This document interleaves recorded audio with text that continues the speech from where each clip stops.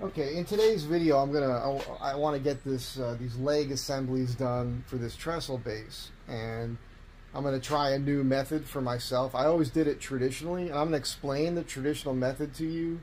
I'm going to do some sketches to explain it. I might be able to find some snapshots off my Facebook or something to put in here to show you, because traditionally on a trestle base, you've got a beam that pokes through the two end leg assemblies, and it's a through tenon that has a hole in it that's got an angle to it. You put an angled wedge in there, and the wedge, when you tap it down, drives everything super tight and makes it really rigid. And in this case, we're going to do a mechanical fastener. It should save a lot of time. We're doing this table on a budget. And last week, it was like every video, I was kind of like, you got to stop calling me. I was very distracted because a lot of people were calling me, and I had like a little family thing going on where I get a little irked by it. And I start thinking about that when I'm working. And when I do that, I inevitably I'm not focused. And that's when you can make a mistake. And this is one of those mistakes. It's totally fine. But I didn't catch it until just now this morning, which is crazy. I didn't even see it when I put these up here. So on Friday, when I didn't have these stacked like this, I'd taken all these parts. There's two more behind here. These are the lower foot sections, and this is the upper cross member. And what I was doing was I was putting this in here, and then drawing a line, an inch and a quarter or so from there to make a mark, which I think I'm going to tighten that up to make this angle better. I think it'll look better. That's another thing I noticed this morning. It's fine. But I put these reference lines on here because my next step, it's going to be hard for you to see in the walnut, but there's a line here. And what I'll do is I'll take that to the bandsaw and I'll eyeball that, and I'll cut that right on the line, and then I'll take it over to the joiner and I'll run that smooth. If these are off by a fraction, it won't matter. The eye will never see it. Again, we're making kind of a rustic version of this table anyhow, to a certain degree. But when I got in this morning, these two were sitting here like this, and I'm looking at them like, why are these off?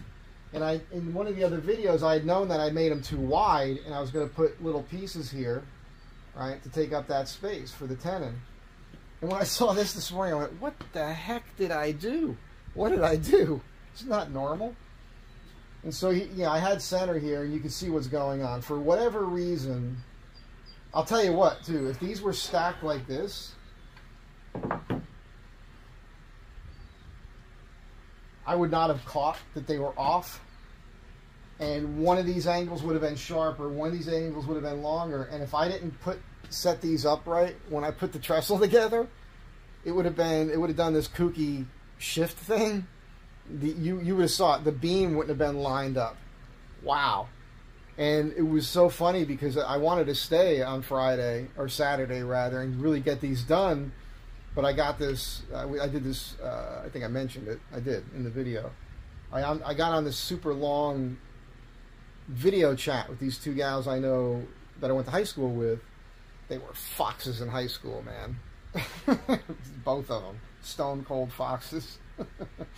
Anyhow, it was really fun to chat with them, and I didn't get back to work. And that bothered me because I wanted to get more work done. But that was like this fortuitous thing, because had that not happened, I would have made a mistake. So now I can correct it, and it's going to be fine. I just got, instead of doing these, I basically have to make two wedges that are, not a wedge, I'm sorry, but like a little spacer in here. That's going to be an inch, a little inch piece there, a little inch piece there, and then I'll be back to center. And you'll never see it because the smart thing I did, which is a very important thing when you're doing the Morris and tenon on a trestle base, is a long shoulder. Long shoulder off to the side of the tenon. The reason is, I mean, you can see it, this. So if you have, if you have just a little tiny little short tenon, now of course it's in there, it shouldn't move at all, but, excuse me, shoulder, this is just more stable. It's going to be even more stable on the beam to do that, because it can't do this because of that space here. Anyhow, I just want to show you this so you know it works. I'm going to hold this tenon tight to here.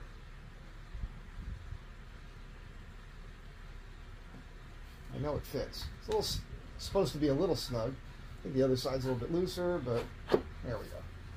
And we'll push it all the way over, and you can see here it doesn't show. That's because I had such a long shoulder on there. So we're golden. We're going to be fine. And you can see how close I am here. That's pretty good. This is what I want to mimic. I don't know if you guys can see that, but there's a little line there, which is approximately...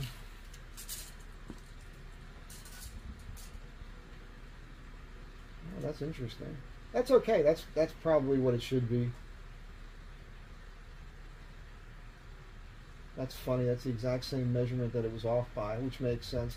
It's 13/16 of an inch of a gap here. From the, not a gap, but a space from the edge of the tenon to where I want to start my angle down. So everything's going to be fine, but boy, I'm really happy I caught that this morning. Again, if I had not caught that, it would have been a major mistake. So just a reminder, it doesn't matter how long you've been doing something, you can always kind of like forget. Is my head, I got to check this video. Mine might have been cutting off the whole top of my head here.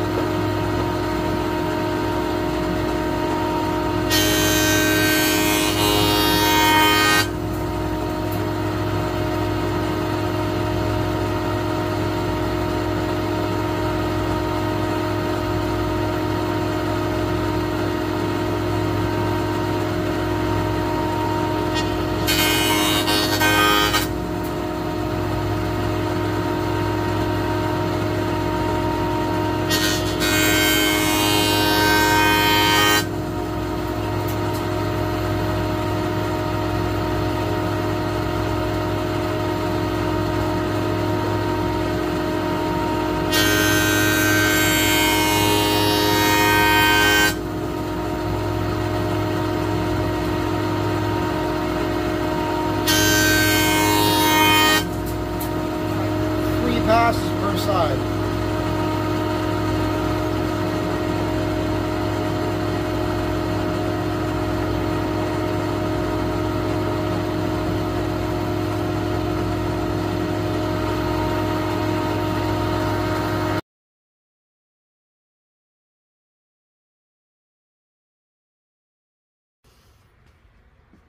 All right, they're not glued together. I'm not sure if they're facing the right way. That one is definitely incorrect. This one is correct. These are upside down, but the top is right side up. So imagine these things would be flipped on the underside here. But I just wanted to place them up here now because I'm going to give myself about 14 inches of overhang from the end. This way you can sit in a chair, tuck up underneath of it, and your knees aren't going to hit the end of that. One of the beauties of a trestle base, as you'll see here, is there's not 4 legs. So you could sit completely around this table without hitting any legs hanging down. It's kind of nice. So my measurement between these two, this doesn't have to be exact right now. None of this has to be precise. It's going to be what it is once it ends up that way. But I'm about 42 and 3/8 of an inch between these two. It's a little off because these parts are a little bit wider than this part, but you know, 1/16 or 1/8 of an inch here and there won't matter. I'm going to do a shallow mortise in the center on the insides of these two. And this is the beam that we're going to put in there. So that's what I'm working on right now. So I'm just going to cut my beam. I'm going to give it make it 1/2 inch longer than this. So it'll be, I'm going to say this is 42 1/4. That's just what we're going to call this. And it's going to be 42 3/4 is the length of my beam. That's not a bad span. Keeping in mind, this tabletop is 1 3/4 of an inch thick. And with this placement, that should remain nice and flat that way. So we should be golden. When it comes to trestle tables, you know, you kind of have to have a massive top. You could have something thinner, but I don't know, man. That always makes me nervous that it can kind of dish on you after a while. This really shouldn't move. So yeah, let me keep working. Another reminder, I do this all the time. Remember now, I am always telling you, you don't have to do the things the way I'm doing them. This is just my system, the way I've learned how to do it, which plenty of people, guys have not been doing it as long as me and do very high-end work. They probably vehemently disagree with the way I do things. That's fine. If I knew them and talked to them, maybe they could turn me on to a better, more efficient way to do things, but this is just how I do it. So this is the piece that's cut off the beam, which is sitting over there on the table, and that's my first step always, is I'll go around my perimeter, in this case with this big fat Japanese chisel, and I chisel out around that. And my next step now is to take the router that I'll set to 1/4 inch depth and remove all that material, clean it up, and I'll fit that piece, then I'll move on to the next step. And pretty soon here I'm going to break out some paper. I'm going to draw for you a traditional mortise, wedged, pegged mortise and tenon through mortise and tenon wedge peg system that I'm not doing. I try to describe to you what I'm going to try to do, and I hope this works. It's going to work. I just never did it this way before, so there's a learning curve here. Probably never do it this way again. We'll see how it works out.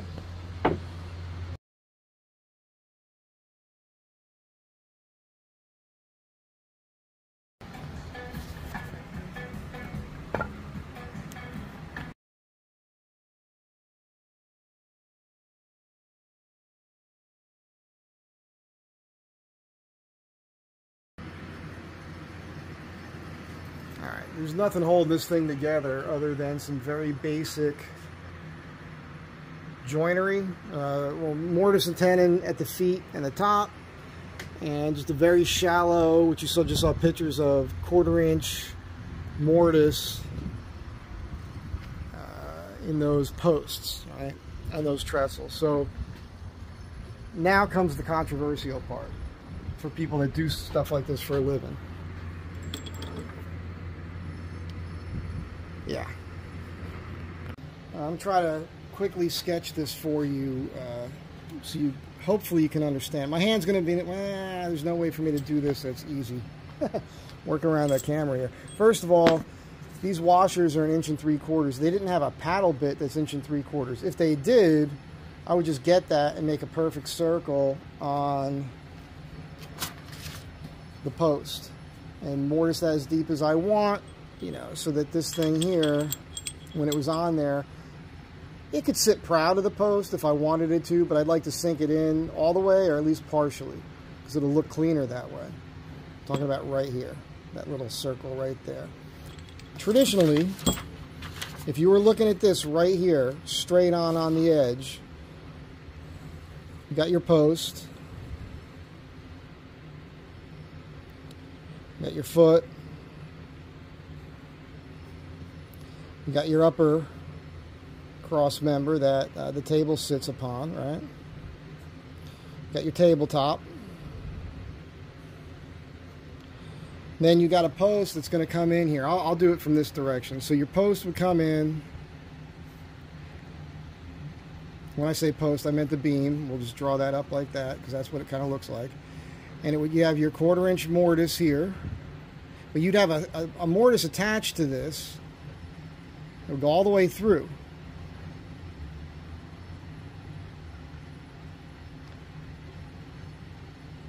And then in that mortise, you'd have another mortise that was a through mortise cut on an angle. It would go a little bit behind here. And then you'd have a wedged piece.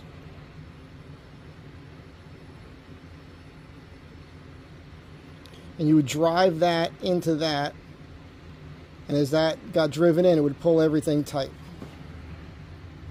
That's your traditional pegged through tenon mortise system, right? To knock down a trestle base. Now what we're going to do here is I'm going to take the post. Well, the post is going to be there. All right. I'm butting the beam up to it. We got our 1/4 inch mortise. And then from the outside, I want to drill a hole right into here. All right. Just going to drill a 3/4 inch hole. I'm going to mortise in here. So you're going to see it. I could plug it after the fact. I may not. I haven't decided yet. And I'm going to take this nut here. I'm going to place that right. I'm going to make that mortise as perfect as I can make it. And then the idea is the bolt goes into the hole. I'm going to create a little mortise here that's, you know, this is going to sit in, hopefully. And then you're going to tighten that nut. It's going to go through that bolt, and it's going to pull everything super tight. So effectively, it does exactly what this does, but it's a mechanical fastener. You see it? That should work. It's just about, do I plug that or not? The other thing is going to be, which is what I'm going to do next. And I don't know how I'm going to pull this off, but I'm going to try to square this up a bit. It might end up doing something like this. It might end up being,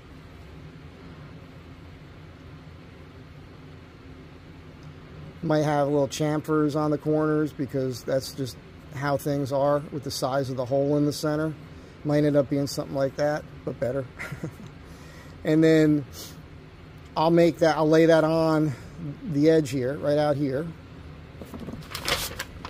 Right here, and I'll trace it and I'll mortise that in as deep as I want to go. And then, but you know, who knows? Maybe I'll try to make that flush and then you'd still see the head of the bolt sticking out. I'd be fine with that. Look pretty tough like that. So that's what I'm going to work on next. Wish me luck. Cross your fingers. Say a little prayer. By the time you're watching this, it will already have been done and possibly totally screwed up. So, and I think I'm going to do it on this side because this side's lighter. I mean, it's going to be much darker once finish gets on it. Boy, oh boy, oh boy. This is the part that I'm cutting the 4 pad feet out of. So these will get cut and they'll be underneath the ends here, and that'll give me 4 points of contact. But again, as I was saying, this side to me is cooler looking. This is gonna look fantabulous when it already looks cool right now. Once that gets finish on it, that's gonna just, so I don't want to wreck, and it's not wrecking, it's just something different. The other thing is gonna be when this, excuse me, I'm pulling this stuff up here. So the bolt goes through here like that.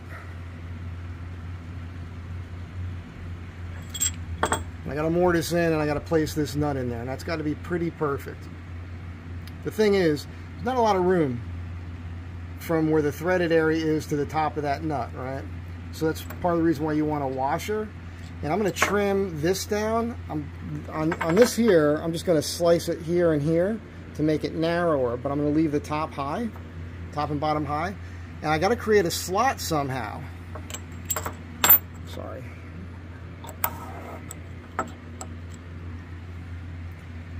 That has to get mortised in there. It's just that washer's wider than it needs to be. As long as I get a little extra surface area so that that nut, as I tighten things, doesn't want to pull through the wood. That's why you need the washer there.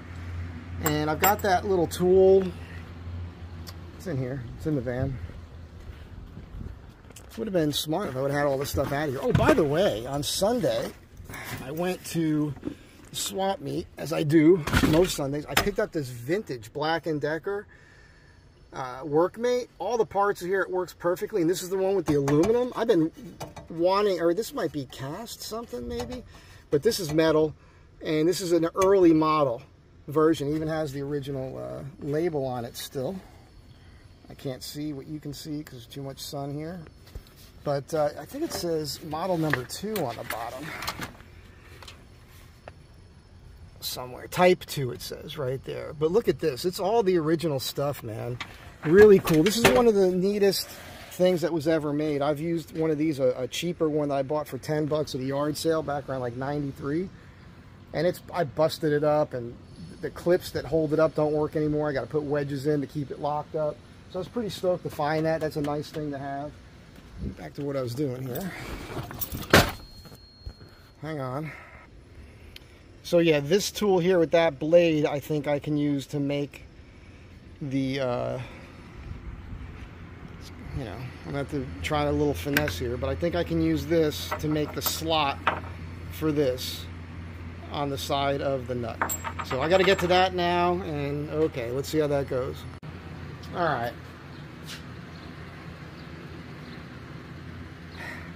Where are my fingers been? Anyhow, what was I going to say? Oh yeah, in my mind somewhere, I see square pieces of steel with holes in it. I know that I have that in the shop someplace, but in this space it could take me a day to find it. And I just realized too that I do have some brass and some aluminum that I could cut into squares and just drill the appropriate size hole in them.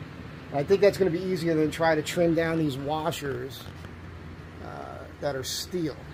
And I don't think they need to be steel for this application. As a matter of fact, if that inner washer was aluminum, the nut, as you tighten the bolt into it, will bite into that aluminum better. Less likely of a chance of that loosening up.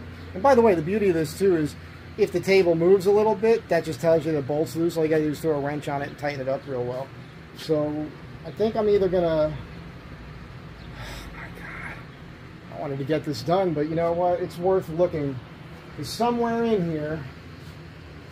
I mean, it could be up in here on one of these shelves up in here. I just looked in that old metal, that old toolbox there. I got a drawer, junk drawer down there that's full of stuff like that. That's probably where it might be.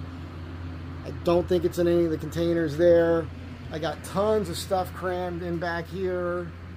It's, you know, I can't remember where all this stuff is. That's the bummer. You feel me. I know a lot of you feel me. So I'm going to look a little bit, and if I can't find something quick enough, I'm going to break out the scrap metal I've got. The beauty of it is I can cut it on the table saw because it's a carbide bit. I know I can cut the aluminum there. And then I can cut a strip, and then I could drill holes on the drill press and then cut them each one and make them that way. So it'll be more efficient, I think. And I think Dave's on his way here. I haven't heard from him yet, but he wanted to come by and grab a bicycle part from me. Anyhow, it looks so cool. You guys get the picture of how this is going to look now, don't you?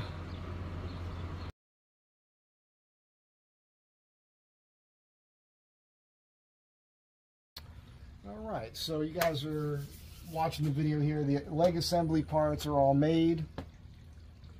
And one of the things I haven't mentioned to you, and I need to mention it, I can't believe I didn't bring this up already, but one of the reasons I'm doing this system the way I'm doing it with the parts that I'm using is so you can do it.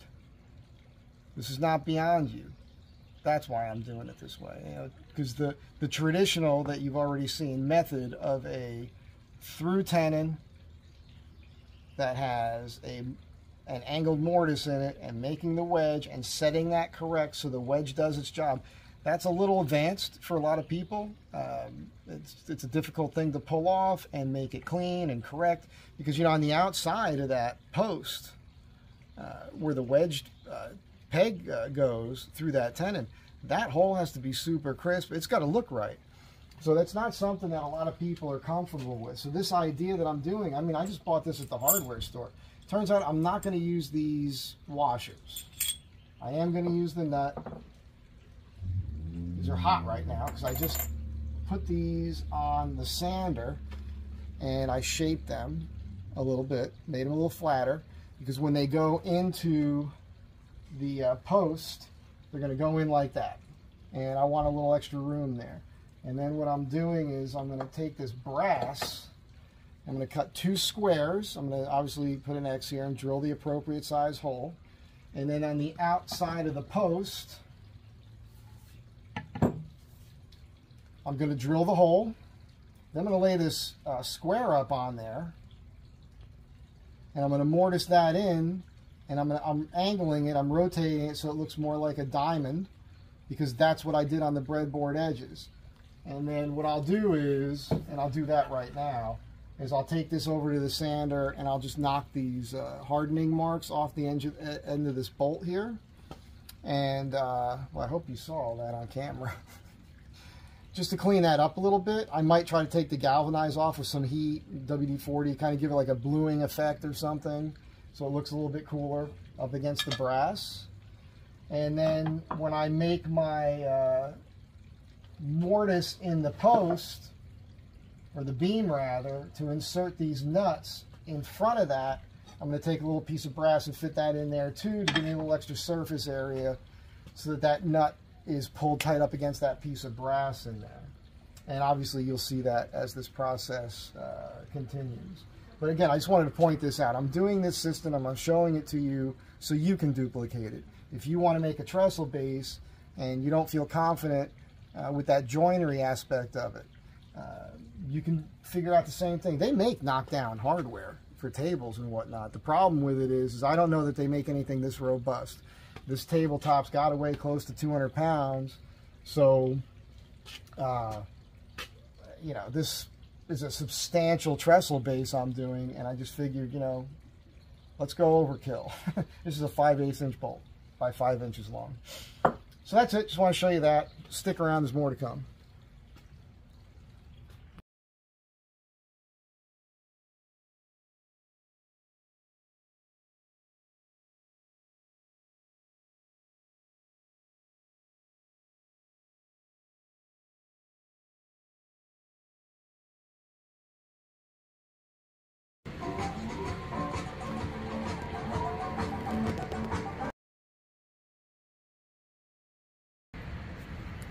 Alright, I got this figured out. I got one end done. I'm working on this one here.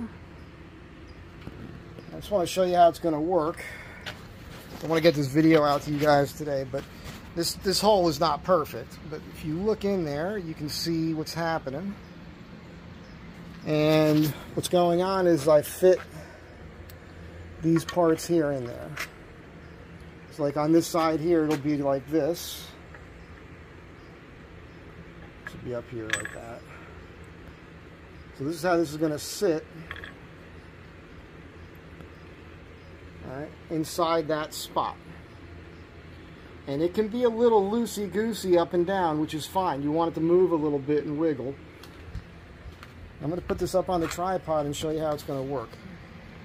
Alright, so it was moving around a little bit too much for me, so I had to make sure I hammered this thing home. It's going to stand proud. This little plug is something you could pull out if you needed to work on it. It's not glued in place, it's just friction. And, you know, I've marked everything, so this is up. I know this is for this side. Again, remember, this got that mortise in here, so just fit that over that shallow mortise. Take this big old bolt here.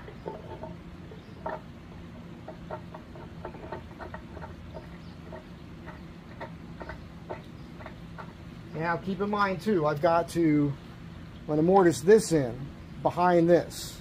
I haven't done that yet. I don't know if I'll get that done today. So that'll be flush with the wood, with this piece here. Take yourself a big old crescent wrench here.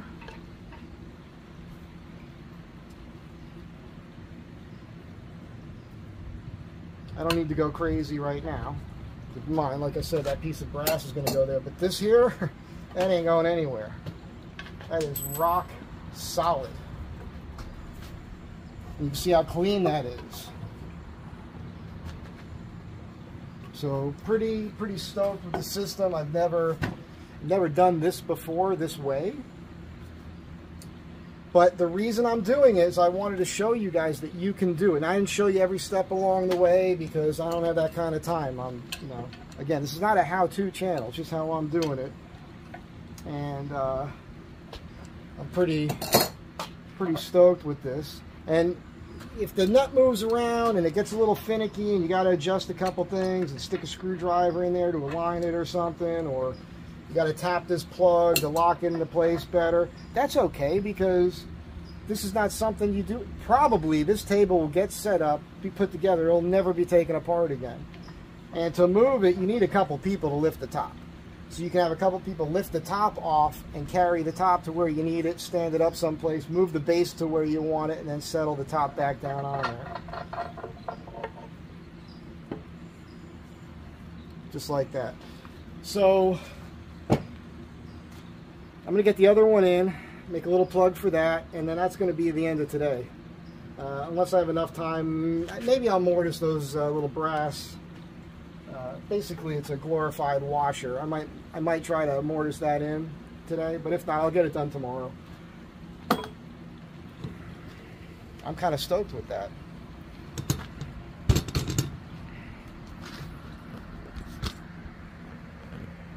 I cut the brass with this. And there's pictures of me using the drill press and everything. These are the chisels I did a video on earlier today that I ordered from Japan. And yeah, I got myself a 5/8 inch bit. I bought a giant bit thinking I didn't need that, but I was able to do everything just with that one bit. Obviously, I used the smaller pilot bit first. This is the post that's going to go on the other side of this beam. So yeah, like I was saying, I got to get this one done. I adjusted this sucker. This is maxed out when I plunge it. And it is set so that it gets me exactly where I need it to be. I adjust enough with this extra long bit that I found for everything to work. So, all right, I haven't put this on yet. We're gonna go ahead and see if this works. It's a little finicky, which I'm okay with. Because I kind of eyeballed this. Look, if I was doing this again, I would absolutely take a piece of wood, like something like this here, you know, like that I cut off of this beam. This is what I recommend that you do. I recommend that you take a block of wood, you put a couple pieces of plywood on either side of this, and you get on your drill press and you drill a hole that's perfectly perpendicular. And then you clamp this on, and then you run your drill through as deep as you can, then you take it off, and then you run it back. Because what happened to me was I was eyeballing it, freehanding it, and just the hard grain in this walnut was pulling the bit away a little bit. Most of you watching this who do this sort of thing are going, dark. I was kind of rushing it because I'm a little, you know, frustrated, I suppose. I just want to get it done. This is the hard stuff here. Also, I don't know what happened because I tested these bolts, but this one bolt here, the threads are a little messed up. So every time I start threading it, it's a hassle. It almost looks like I dropped it or something, and I know I didn't. So I'm going to go buy another one of those, maybe a couple. Let's see if this works. The alignment looks off. The alignment looks a little bit off.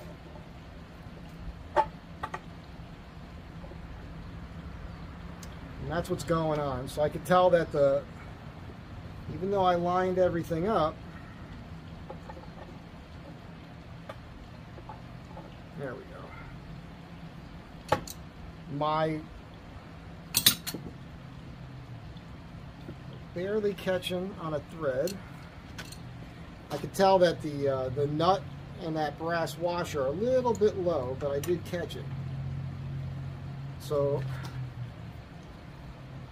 should work. It's working. So when I go to set this up at the client's house, this is something to be aware of.